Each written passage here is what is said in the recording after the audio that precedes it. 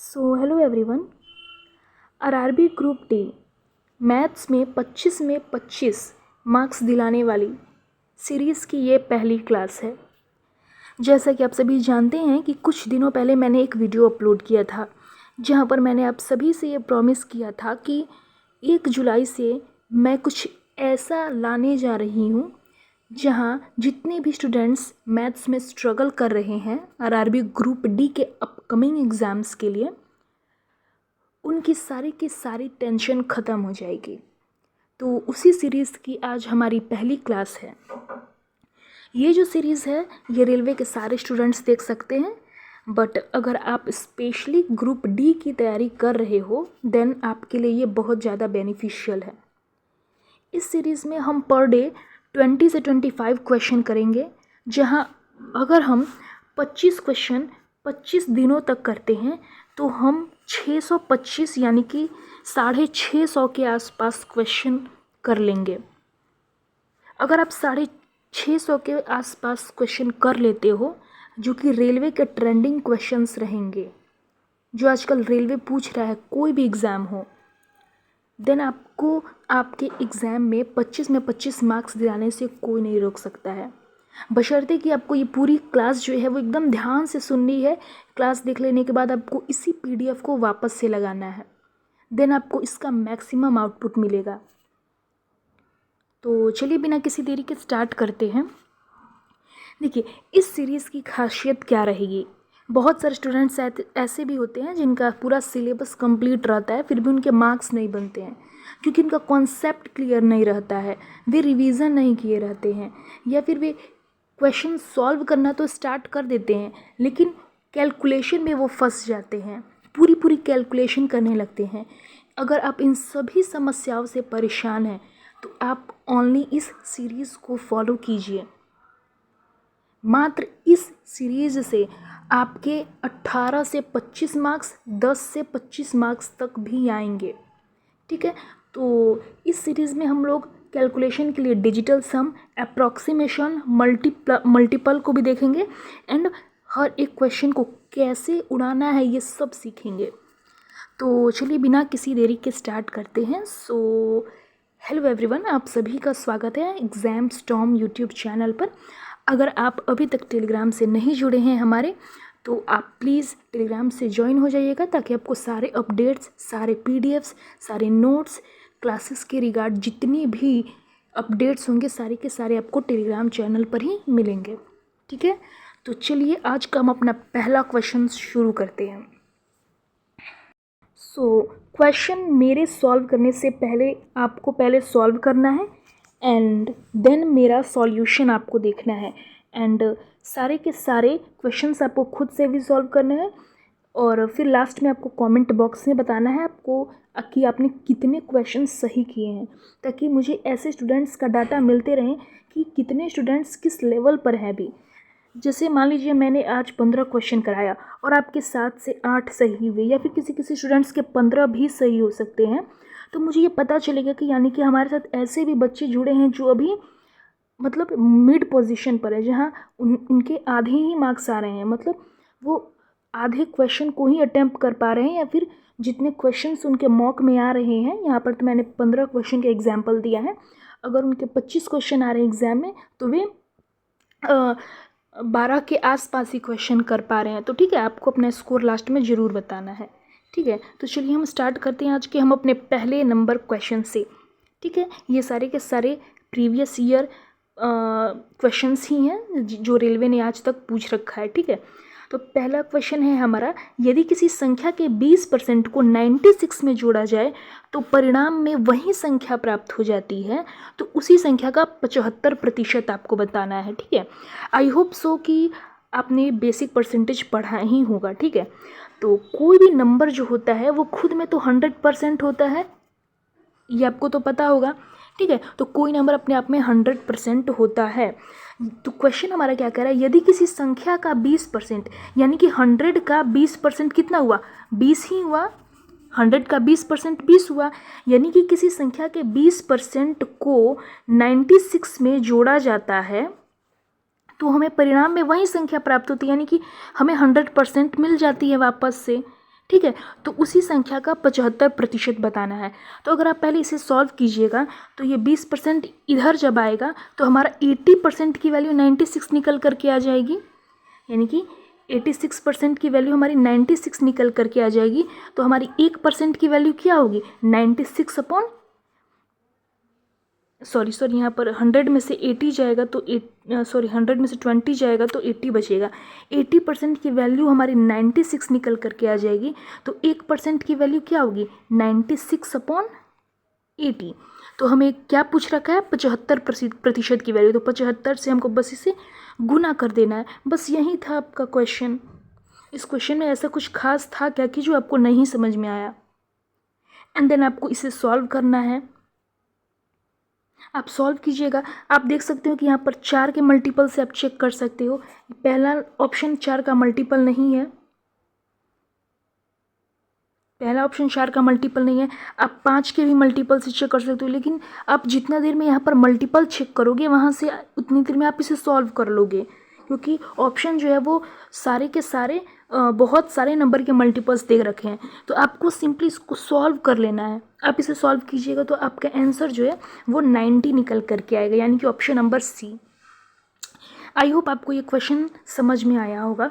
चलिए next question पर बढ़ते हैं। एंड एक चीज़ और मैं कहना चाहूँगी कि आपको ये नहीं समझना है कि इतने इजी क्वेश्चंस कराए जा रहे हैं। आज ये इस सीरीज़ की पहली क्लास है। जैसे जैसे क्लासेस बढ़ेंगी वैसे वैसे आपका क्वेश्चन का लेवल भी बढ़ता जाएगा, ठीक है। तो हमारा सेकंड नंबर क्वेश्चन क्या कह रहा है, यदि किसी संख्या के 2/3 के 10% का 80% 748 है तो वो संख्या बतानी है। ये भी परसेंटेज का तो बेसिक क्वेश्चन ही दे दिया है। यदि किसी संख्या, मान लीजिए वो संख्या x है, इस संख्या के 2/3 का 10% यानी कि 1/10 का 80% यानी कि आप इसे क्या कर सकते हो, 8/10, ठीक है। इसी की वैल्यू हमें 748 दे रखी है। तो हमें x की वैल्यू निकालनी है, आप इसे डिजिटल सम से भी सॉल्व कर सकते हो या फिर आप इसे मल्टीपल चेक करके भी सॉल्व कर सकते हो। तो जब आप ये 3 इधर मल्टीप्लाई में जाएगा तो आप ऑप्शन देखो कौन सा ऑप्शन जो है वो 3 का मल्टीपल है।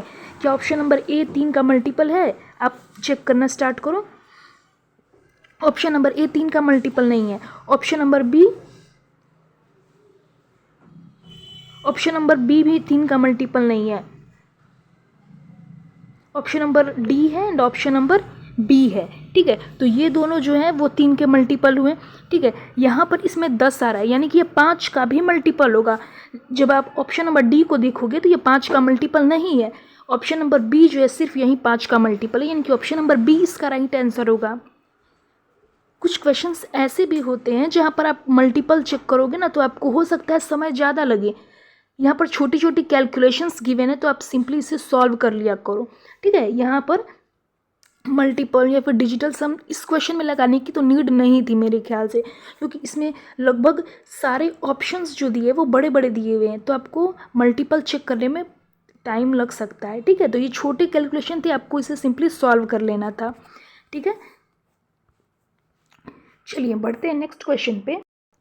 नेक्स्ट क्वेश्चन हमारा क्या कह रहा है, यदि x के 16% का x के 16% के 13% की वैल्यू 59.28 दी हुई है तो हमें x का वैल्यू निकालना है। ये तो सिमिलर क्वेश्चन हो गया जैसा कि अभी मैंने आपको कराया। x के 16%, ठीक है, x के 16% के 13% की वैल्यू जो है वो 59.28 दी हुई है। ये पॉइंट हटेगा तो नीचे 00 आ जाएगा, ठीक है। तो यहाँ से इस तरीके से कट जाएगा, 00 से 00 कटेगा एंड देन ये 4 से कट जाएगा 25 बार में। देखिए तो ये 25 जो है ये ऊपर जाएगा, यानी कि ऑप्शन जो होगा वो आपका 25 का मल्टीपल होगा। ये 25 ये इधर 5928 के साथ जाएगा ना मल्टीप्लाई में, तो ऑप्शन जो होगा वो 25 का मल्टीपल होगा। ये ऑप्शन नंबर ए 25 का मल्टीपल नहीं है, ठीक है। देखिए ऑप्शन नंबर सी भी 25 का मल्टीपल नहीं है, ऑप्शन नंबर डी भी 25 का मल्टीपल नहीं है, बस ऑप्शन नंबर बी जो है यही 25 का मल्टीपल है। तो आपका option number B right answer होगा। तो इसमें थोड़ा कैलकुलेशन ज़्यादा करना था आपको। 5928 × 25 बटे आपको 13 इंटू 4 करना था। ठीक है, तो ये यहाँ पर तो कैलकुलेशन बड़ी थी, तो आप यहाँ पर डिजिटल सम देख सकते हो, यहाँ पर आप मल्टीप्लिकेशन से चेक कर सकते हो। तो जहाँ छोटे छोटे आपको वैल्यू गिवन होगी, आप सिंपली सॉल्व कर लेना, कैलकुलेशन कर लेना, आप ये सब चेक करने में टाइम मत लगाना। ठीक है, चलिए नेक्स्ट क्वेश्चन पर बढ़ते हैं। नेक्स्ट क्वेश्चन हमारा क्या कह रहा है? नेक्स्ट क्वेश्चन है हमारा, यदि किसी वस्तु का मूल्य पहले 18% बढ़ाया जाता है, फिर 22% घटाया जाता है, तो मूल्य हमें बताना है कि कितने प्रतिशत की परिवर्तन हुई है। इसे आप बहुत तरीके से कर सकते हो। मैं क्या करती हूँ, आपको एक ऐसा तरीका बता रही हूँ, जैसे आप क्या कर सकते हो इस वाले ये सिचुएशन में, आप तो 18 एक बढ़ा है और एक घटा है, तो देखिए इस वाले क्वेश्चन में आपको ये वाला फॉर्मूला अप्लाई करना होता है, basically a plus B minus A B upon 100। ठीक है, तो देखिए पहले तो आपको 18% घटाया जाता है, फिर 20% घटाया जाता है। तो जब 18% बढ़ाया गया, यानी कि कोई वैल्यू अगर 18 बढ़ाई गई और 22 घटाई गई, यानी कि ओवरऑल डिक्रीमेंट तो होगा, क्योंकि 18 को बढ़ा दिया गया, फिर 4 से उसको मानिए तो फिर घटाया गया, तो वृद्धि तो होगी नहीं, वृद्धि तो होगी नहीं। बचा ऑप्शन नंबर ए और ऑप्शन नंबर डी। ठीक है, तो चलिए इस वाले फॉर्मूला पर हम सॉल्व करते हैं। इसी आप ऐसे सॉल्व कीजिएगा, 18 माइनस 22 प्लस 18 इंटू 22/100। इसे आप सॉल्व कीजिएगा तो -4 प्लस 18 को जब आप 22 से मल्टीप्लाई कीजिएगा तो 396 आएगा, और नीचे डबल जीरो है, तो यहाँ पर आपका 3.96 हो जाएगा। ठीक है, सॉरी यहाँ पर माइनस आएगा, जस्ट अ सेकेंड, यहाँ पर मैंने मिस्टेक कर दिया, यहाँ पर माइनस आएगा, जस्ट अ सेकेंड।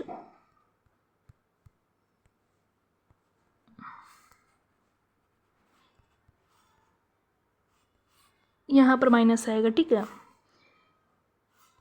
तो यहाँ पर -4 माइनस 3.96, यानी कि -7.96 का जो होगा वो डिक्रीमेंट होगा, यानी कि ऑप्शन नंबर डी इसका राइट आंसर हो जाएगा।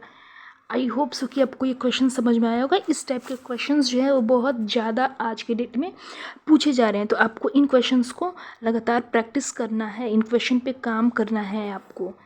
ठीक है, चलिए नेक्स्ट क्वेश्चन पर बढ़ते हैं। नेक्स्ट क्वेश्चन हमारे क्या कह रहा है, श्रीकर अपनी मासिक आय का 10% किराए पर, शेष का 20% घरेलू खर्च पर, फिर से शेष जो उसके पास रुपया बचता है उसको उसका 25% जो है वो भोजन पर खर्च करता है और बाकी सेव कर लेता है।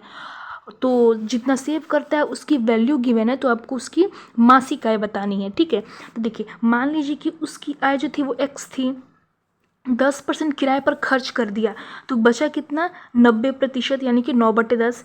फिर से वो 20% घरेलू खर्च पे वो खर्च कर दिया, तो बचा कितना 80%। ठीक है, फिर से वो 25% भोजन पर खर्च कर देता है, तो बचा कितना 75%, यानी कि 75 कहने का मतलब क्या हो गया 3/4 या 3/4। ठीक है, तो इसी की वैल्यू गिवन है 78300। तो हमें x की वैल्यू निकालनी है, तो आप इसे सॉल्व कीजिएगा। ठीक है, आप इसे जब सॉल्व कीजिएगा तो आपका आंसर जो है वो हो सकता है कि आप मल्टीपल से भी चेक करो, लेकिन मेरे ख्याल से आप तो वो इसे कटाना ही आपके लिए बेहतर होगा। ठीक है, तो आप इसे कटाइएगा तो आपका जो निकल करके आएगा 3 से, ये 2 बार में 3 से 3 6 18, एंड देन 3 से एक बार में 00। ठीक है, फिर आपका यहाँ पर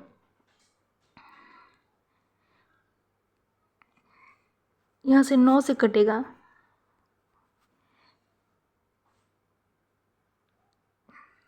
देन आप इसे सॉल्व कीजिएगा तो आपका जो फाइनल आंसर आएगा वो ऑप्शन नंबर बी के करीब में आ जाएगा। ठीक है, तो इस क्वेश्चन के लिए ऐसा ही करना था, जब 10% वो किराए पर खर्च कर दिया तो बचा 90%, यानी कि 9/10। फिर वो 20% घरेलू खर्च पे ख़त्म करता है, तो बचा कितना 80%, यानी कि 8/10। फिर से 25% वो भोजन पर खर्च कर देता है, तो बचा कितना, 75%। यहाँ पर शेष बोल रहा है ना, रिमेनिंग बोल रहा है, तो आपको ये चीज़ें ध्यान रखनी है। यहाँ पर आपको डायरेक्ट 10%, 20%, 25% ये नहीं लिखना है, ठीक है। तो यही सेविंग की वैल्यू दी हुई थी, तो हमें एक्स की वैल्यू निकालनी थी, ठीक है। वरना आप इसे डिजिटल सम से भी अप्लाई कर सकते हो, ठीक है।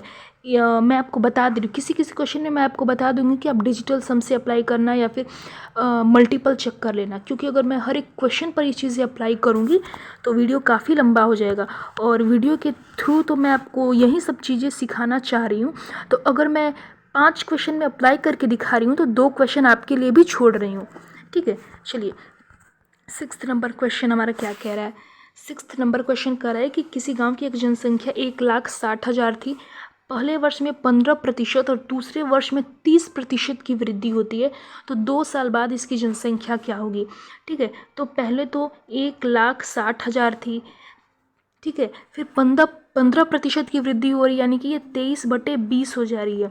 फिर 30% की वृद्धि हो रही है, यानी कि 13/10 हो जा रही है, ठीक है। तो आप यहाँ पर क्या कीजिए, आपके लिए जो बेस्ट ऑप्शन रहेगा, पहले तो आप एक सेकंड इसे सॉल्व करने का कोशिश तो कीजिए, कम से कम 2 से ये कटेगा तो 2 से 8 बार में और डबल 0। तो आप यहाँ पर क्या कीजिए, सिंपली 8 का मल्टीपल चेक कीजिए, 8 के मल्टीपल से आपका आंसर आएगा, ठीक है। 8 का मल्टीपल आप यहाँ पर चेक कीजिएगा, तो यहाँ पर ऑप्शन नंबर डी जो है, 8 का मल्टीपल यानी कि लास्ट का 3 डिजिट आपका 8 से कटना चाहिए।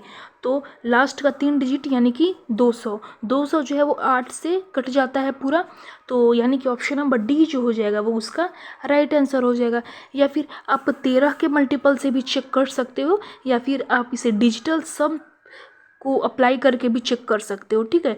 तो ये चारों के चारों ऑप्शंस जो है वो आपके मतलब आप चारों ऑप्शन से आप चेक कर सकते हो, डिजिटल सम, अप्रॉक्सीमेशन, मल्टीप्लिकेशन मेथड से, और पूरा इसे सॉल्व भी कर सकते हो, ठीक है।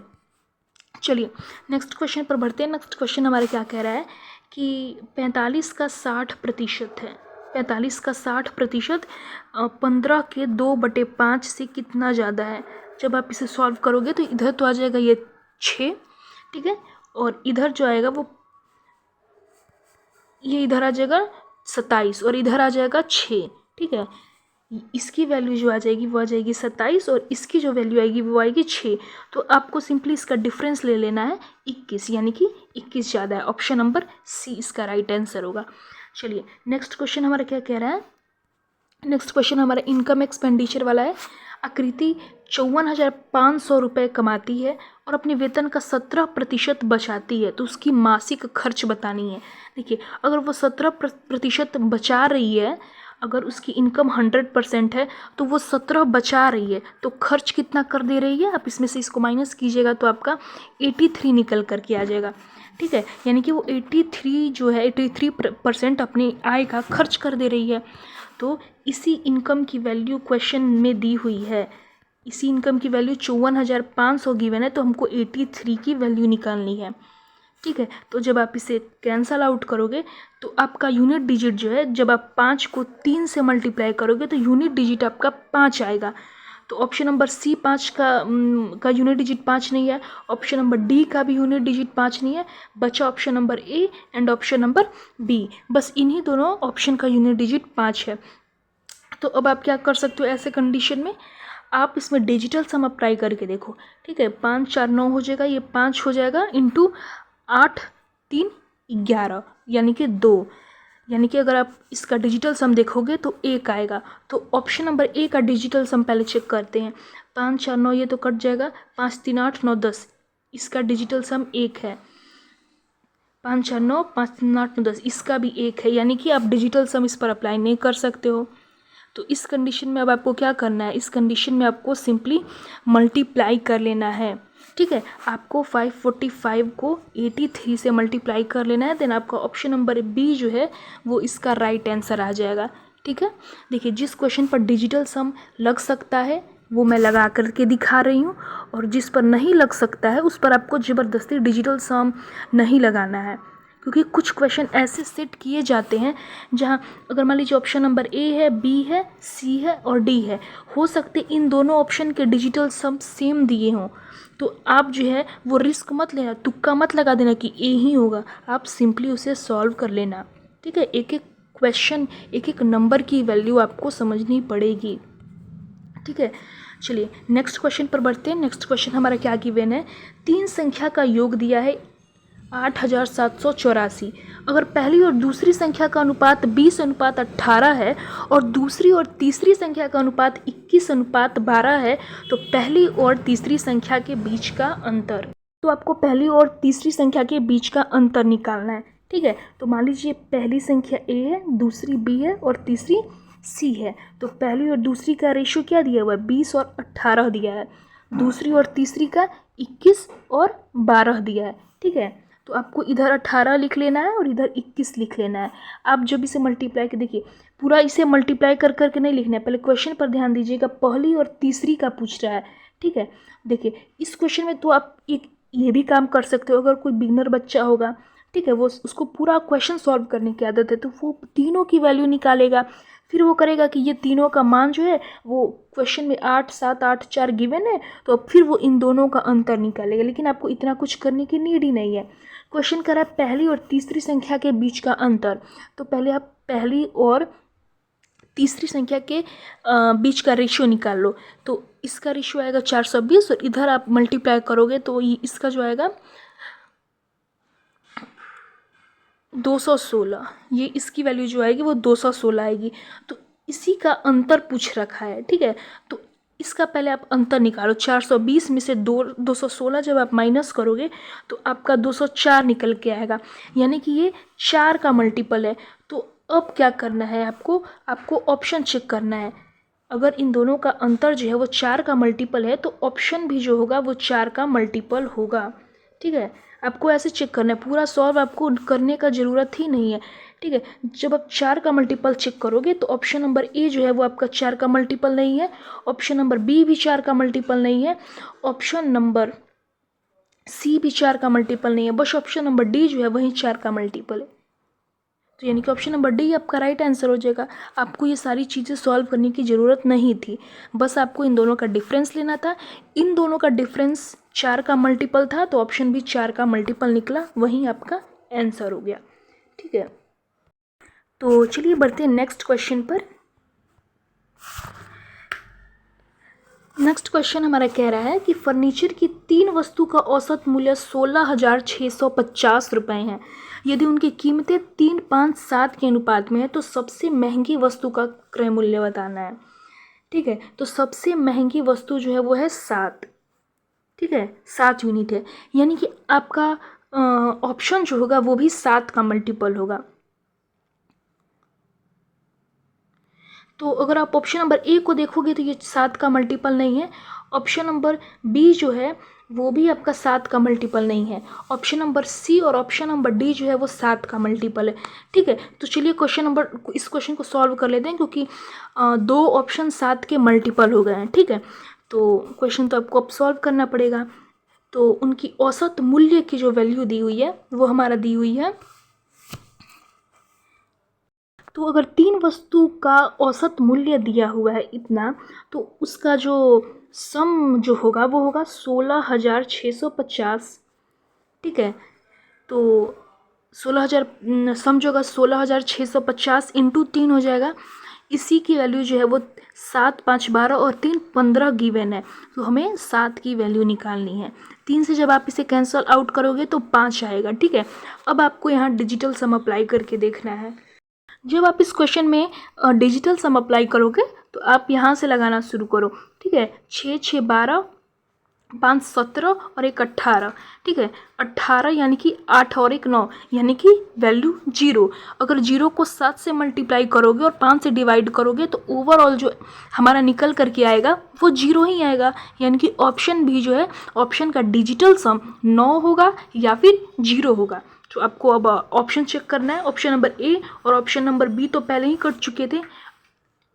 चलिए अब ऑप्शन नंबर सी का डिजिटल सम चेक करते हैं। 2, 3, 3, 1, 0, इसका डिजिटल सम चेक कीजिएगा। 3, 3, 6, 2, 8, एक 9, यानी कि इसका डिजिटल सम 9 आया, तो हमारा option number C right answer हो जाएगा। ऑप्शन नंबर डी का आप डिजिटल से सम चेक करोगे तो ये 21 आएगा, यानी कि 3, तो यानी कि इसका तो आंसर होगा नहीं, तो ऑप्शन नंबर सी आपका राइट आंसर हो जाएगा। ठीक है, चलिए नेक्स्ट क्वेश्चन है हमारा पार्टनरशिप का। ठीक है, तो पार्टनरशिप का ये क्वेश्चन हमारा क्या कह रहा है कि हमारे पास 9,975 रुपये हैं, उसको ए बी सी और डी में इस प्रकार से विभाजित किया गया है कि ए बी का रेशियो, बी सी का रेशियो और सी डी का रेशियो गिवन है, तो हमें ए का वैल्यू निकालना है। ठीक है, A B C D, A B का रेशियो 2:3 है, बी सी का 4:5 है, सी डी का 6:7 है। ठीक है, तो आपको यहाँ पर 6 लिखना है, यहाँ पर 4 हो जाएगा, यहाँ 3 3, यहाँ 5। तो जब आप इसे मल्टीप्लाई कीजिएगा तो ये आएगा, ए की वैल्यू आएगी हमारी 48, ए की वैल्यू आएगी 48, बी की जो वैल्यू हमारी आएगी वो आएगी 72, सी की जो वैल्यू आएगी वो हमारी आएगी 90 एंड डी की जो हमारी वैल्यू निकल करके आएगी वो आएगी 105। तो अब हमें इनका सम करना है और इसी सम की वैल्यू 9975 गिवन है, तो हमें ए की वैल्यू यानी कि 48 की वैल्यू निकालनी है। ठीक है, तो अब आपको सिंपली से सम पहले करना होगा, इन सब का अब आपको सम करना है। तो चलिए अब सम कर लेते हैं इसका जब आप सम कीजिएगा तो वैल्यू जो आएगी वो आएगी, तो आप जब इसका सम कीजिएगा तो वैल्यू आएगी 315, जो कि डिनोट कर रही है 9975 को, 315 डिनोट कर रही है 9975 को, तो आपको 48 जो कि ए की वैल्यू आई थी, आपको इसी की वैल्यू निकालनी है। तो ऑप्शन से चलिए चेक करते हैं, हमारा क्वेश्चन क्या बन गया था, ये बन गया था 315 इंटू 48। तो आप जो है 4 का मल्टीपल आप चेक कीजिए पहले, तो अगर आप 4 का मल्टीपल चेक कीजिएगा तो बस आपका एक ही ऑप्शन 4 के मल्टीपल से कट पाएगा।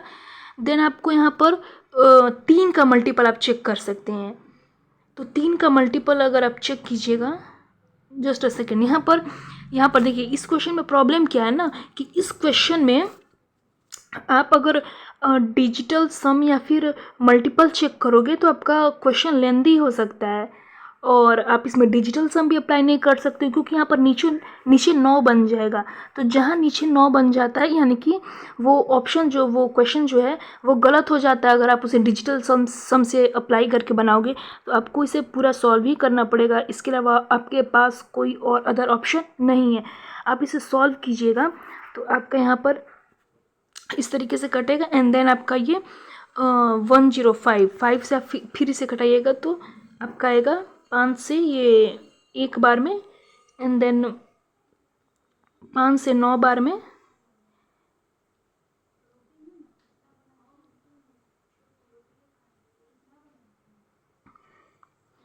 तो आप इस क्वेश्चन को खुद से सॉल्व कीजिएगा। ये क्वेश्चन जो है आई थिंक ये कैलकुलेशन थोड़ी बड़ी बन गई है, तो आप इसे खुद से सॉल्व कर लीजिएगा। आपको बस इतना सॉल्व करना है इंटू 48, बस आपको इतना सा ही सॉल्व कर लेना है।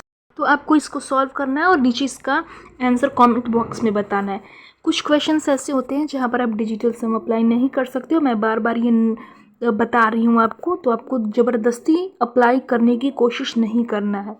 ठीक है, तो चलिए नेक्स्ट क्वेश्चन पर बढ़ते हैं। नेक्स्ट क्वेश्चन हमारा ट्रिग्नोमेट्री का है। देखिए इस क्वेश्चन में आपका क्या कह रहा है, tan 10 degree, tan 18 degree, tan 72 degree into tan 80 degree, इसका वैल्यू आपको बताना है। तो कॉम्प्लीमेंट्री एंगल्स आप अगर पढ़े होंगे तो आप ये जान सकते हैं कि tan 10 डिग्री और tan 80 डिग्री जो होता है उसका वैल्यू 1 होता है, या फिर अगर आप ये बोलो कि tan 20 degree into tan 70 degree, इसका वैल्यू 1 होता है। आप सोचेंगे कि हम इसकी वैल्यू 1 क्यों बता रहे हैं। बेसिकली इसके पीछे कॉन्सेप्ट ये होता है कि अगर इन दोनों एंगल का सम 90 हो जाता है तो इसकी वैल्यू 1 निकल करके आती है। यहाँ पर भी 20 और 70 का सम 90 हो जा रहा है तो यहाँ पर इसकी वैल्यू 1 की इक्वल हो जाएगी।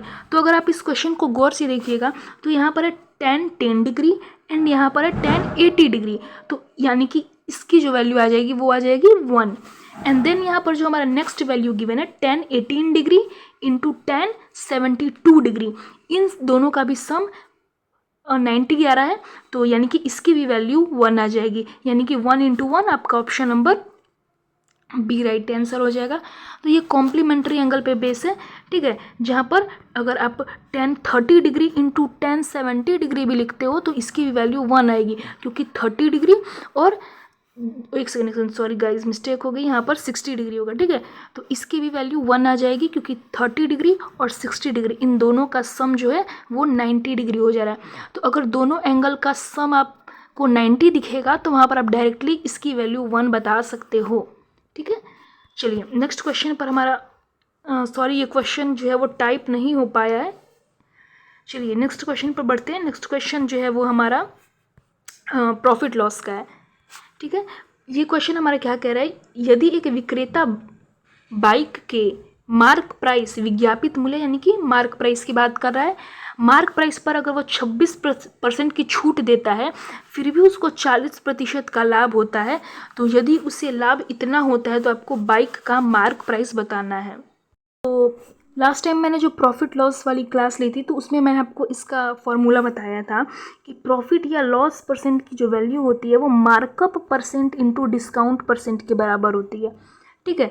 तो हमारा इसी प्रॉफिट परसेंट ये वैल्यू जो है वो रुपीज़ में दी हुई है, तो आपको मार्कअप परसेंट की भी वैल्यू रुपीज़ में ही पूछ रहा है।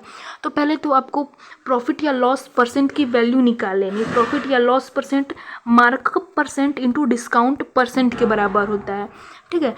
तो यहाँ पर मार्कअप परसेंट कितना है, मार्कअप परसेंट तो दिया नहीं है, यहाँ पर आपको प्रॉफिट परसेंट दिया है 40%, यानी कि 100 का सामान आपने 140 में बेचा है, और मार्कअप परसेंट की वैल्यू आपको निकालनी है, और छूट यानी कि डिस्काउंट की वैल्यू आपको गिवन है, तो 26% की अगर छूट दी जाती है यानी कि सामान जो होता है वो 74 में बिकता है, ठीक है। तो अगर आप यहाँ से x की वैल्यू निकालोगे यानी कि ये 74 जब इधर नीचे आ जाएगा तो हमारी x की वैल्यू कुछ इस प्रकार से आ जाएगी, x इज इक्वल टू 140/74, यानी कि अगर यहाँ पर आपने कितना ज़्यादा मार्क प्राइस किया है 140 में से, अब जब 74 को घटाइएगा तो 66 निकल करके आएगा, यानी कि आपने मार्क प्राइस जो है वो 66 से बढ़ाया है। अपने कॉस्ट प्राइस की वैल्यू जो है वो 66 बढ़ा करके 66 से बढ़ा दी है, जिसकी वजह से मार्क प्राइस पर आप फिर डिस्काउंट देते हो, ठीक है।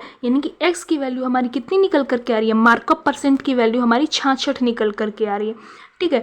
तो क्वेश्चन में तो हमारा प्रॉफिट परसेंट का वैल्यू दिया हुआ था, यानी कि 5698 जो था वो प्रॉफिट परसेंट का वैल्यू गिवन था, तो हमें इसी 66% की वैल्यू निकाल लेनी है। क्वेश्चन बस इतना ही सा था।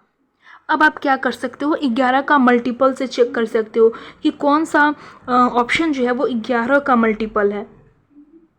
तो 11 का मल्टीपल से आप इसे चेक कर लेना। आई होप सो कि आपको 11 का मल्टीपल पता होगा कि 11 के मल्टीपल से आप क्वेश्चन को कैसे चेक करोगे, ठीक है, ठीक है। तो आप जब 11 के मल्टीपल से चेक करोगे तो सिर्फ आपका ऑप्शन नंबर सी जो है वही बस एक 11 का मल्टीपल होगा, इसलिए आपका option number C right answer हो जाएगा। तो इस क्वेश्चन के लिए मैंने आपको क्या कंसेप्ट बताया कि अगर डिस्काउंट परसेंट और प्रॉफिट परसेंट गिवन होता है, या फिर मार्कअप परसेंट भी हो सकता है, किसी किसी क्वेश्चन में गिवन होता है और प्रॉफिट परसेंट पूछ लेता है, तो आपको सिंपली ये वाला फॉर्मूला लगाना है कि प्रॉफिट या loss percent is equal to markup percent is into discount percent. यही बस एक कॉन्सेप्ट है इस क्वेश्चन के पीछे, और इस कॉन्सेप्ट पर बहुत सारे क्वेश्चंस आ चुके हैं 2025 में ही। रेलवे ने जितने सारे एग्ज़ाम्स लिए उन सभी एग्ज़ाम्स की मैं बात कर रही हूँ, ठीक है। तो चलिए हम अपना आज का लास्ट क्वेश्चन कर रहे हैं। लास्ट क्वेश्चन हमारा डिसऑनेस्ट शॉपकीपर का है, इससे भी बहुत सारे क्वेश्चंस आए हैं, ठीक है। तो डिसऑनेस्ट शॉपकीपर के हर एक क्वेश्चन को, हर एक टाइप के क्वेश्चंस को आपको अच्छे तरीके से कवर करना है। क्वेश्चन जो है वो बोल रहा है कि एक दुकानदार निम्न 4 योजनाओं को प्रदान करता है ग्राहक को, तो दुकानदार के लिए कौन सी योजना सबसे अच्छी है, ठीक है। हम आपको इसके पीछे का एक छोटा सा कॉन्सेप्ट बताना चाहेंगे। जैसे कि मान लीजिए आप किसी दुकान पर गए हो, ठीक है, ये किसी शॉप पर आप गए हो, यहाँ पर जो है वो दुकानदार बैठा है और यहाँ पर आप ग्राहक हो, ठीक है। आप जब इससे सामान लेते हो तो आपको अगर मान लीजिए आपको अगर मान लीजिए दुकानदार जो है वो तो 32% का डिस्काउंट दे रहा है, या फिर 40% का डिस्काउंट दे रहा है, या फिर 25% का डिस्काउंट दे रहा है, तो आपके लिए कौन सा डिस्काउंट सबसे बढ़िया होगा? 40%। यानी कि जो भी आप वस्तु ले रहे हैं उस पर जितना ज़्यादा से ज़्यादा डिस्काउंट मिलेगा वो आपके लिए उतना ही अच्छा होगा। लेकिन अगर क्वेश्चन ये पूछ दिया जाए कि ग्राहक के लिए कौन सा डिस्काउंट अच्छा होगा, तो ग्राहक के लिए तो 25% का अच्छा होगा, क्योंकि उसे उसके ओरिजिनल प्राइस से जितना कम डिस्काउंट पर वो देगा उसके लिए वो उतना अच्छा होगा। तो ग्राहक के लिए 25%, सॉरी दुकानदार के लिए 25% और ग्राहक के लिए 40%। ठीक है, यानी कि दुकानदार जो है वो जितना कम से कम हो सके डिस्काउंट देने का कोशिश करेगा, और जो ग्राहक होगा वो जितना ज़्यादा से ज़्यादा हो सके डिस्काउंट लेने की कोशिश करेगा। ठीक है, तो ग्राहक क्या करेगा? कम डिस्काउंट देगा, और दुकानदार जो है, सॉरी उल्टा बोल दिया मैंने, ग्राहक जो होगा वो ज़्यादा से ज़्यादा डिस्काउंट लेने की कोशिश करेगा, और दुकानदार जो है वो कम से कम डिस्काउंट देने की कोशिश करेगा। ठीक है, तो इस क्वेश्चन में तो दुकानदार की बात की है, यानी कि जो सबसे कम से कम डिस्काउंट होगा वो दुकानदार के लिए सबसे बढ़िया होगा। तो पहला जो डिस्काउंट है वो कर रहा है 7 खरीदे 6 मुफ्त पाएँ, यानी कि जो फ्री मिलता है उसको ऊपर लिखना है और नीचे टोटल लिख देना है, आपको इंटू 100 कर देना है। तो ये 600/13 हो गया। आपको पूरा इसे मल्टीप्लाई, पूरा सॉल्व इसे नहीं करना है, आपको अप्रॉक्स में लेकर के चलना है। तो 600 जब आप 13 करोगे तो ये जो है आपका लगभग 46 पॉइंट कुछ करीब में आएगा, 46 पॉइंट कुछ डिस्काउंट परसेंट के करीब में आएगा। ठीक है, तो पहला वाला तो 46 के आसपास हो गया। दूसरा हमारा 19 और 25 की 2 छूट बोल रहा है, तो 19 + 25 - 19 × 25, इसे आप सॉल्व कीजिएगा तो आपका जो होगा वो लगभग 39 के करीब में आएगा, 39% के करीब में आएगा। आपको पूरा सॉल्व नहीं करना है, अप्रॉक्स में लेकर के चलना है। ये तो 50%, ये तो गिवन ही है।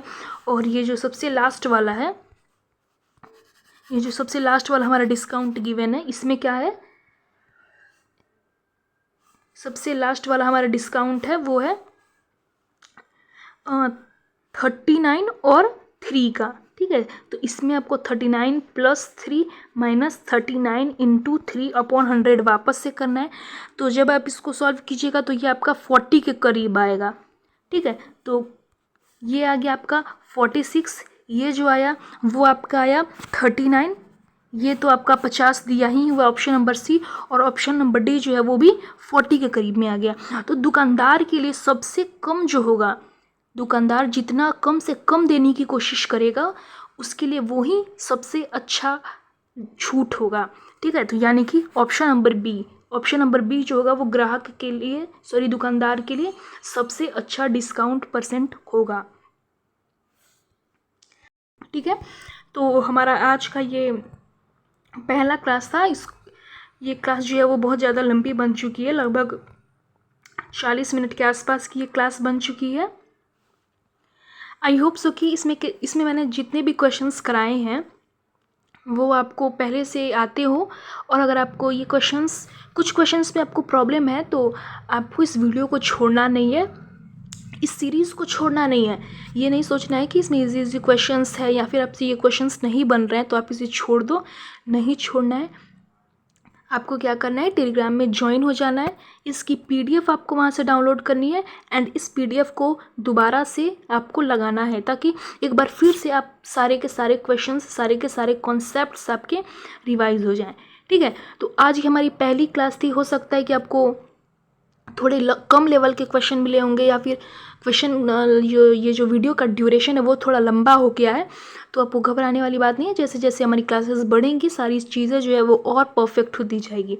ठीक है, तो आप अपना स्कोर शेयर कीजिएगा और टेलीग्राम में जुड़ जाइएगा इस पीडीएफ को डाउनलोड करके, और फिर से इन क्वेश्चंस को लगा लीजिएगा। चलिए मिलते हैं सेकंड क्लास में इसकी। और आपको ये वीडियो अगर अच्छी लगी होगी तो प्लीज़ लाइक कीजिएगा, चैनल को सब्सक्राइब करके अपने किसी 5 फ्रेंड्स को ज़रूर से शेयर कीजिएगा।